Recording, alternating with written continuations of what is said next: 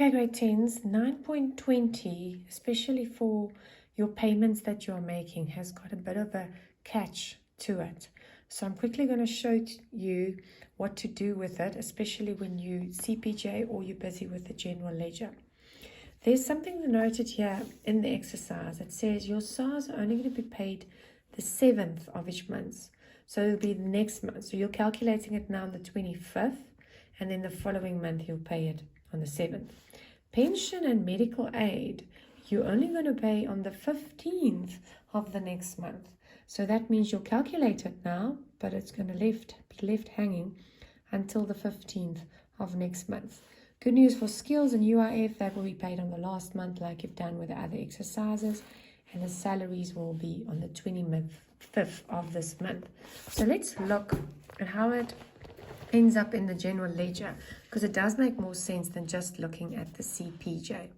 So what's happened here is, before you started, your SARs had a balance, 1,900, and that's obviously money coming from September. Why? Because you didn't pay it at the end of the month. The agreement is you'll pay it on the 7th. So what you do then on the 7th is you pay the money that is owed for September, the 1,900. So that amount there is actually not for October, it's for September. Then you go and you do your SJ on the 25th of October. You work out how much you owe them for this month. It's 1,921, and you leave it, CD, BD, balance, you leave it as a balance.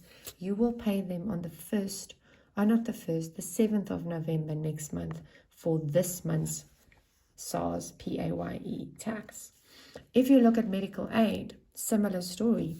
You start off with a balance, and then you're going to pay, according to the exercise, you're going to pay this back on the 15th only. So that amount there is for September. It's for the balance that's been left hanging that you are paying now. And then you go on the 25th and you calculate for this month, add them up. You see, oh, the total that I owe is again 4,287, but I'm not going to pay it. I leave it as a balance. The 1st of November, I've got an outstanding amount for October, and I will make sure I pay it on the 15th of November. And lastly, pension fund, same story. I owe 2.5 at the beginning of the month for September. My agreement is I'll pay them on the 15th. That amount is for September. Then I go ahead on the 25th of October. I work out what is my pension from the salaries, what's my extra contribution, and in total I'm sitting with 3,744. And that will stay as a balance, because only on the 15th of November I will be paying that.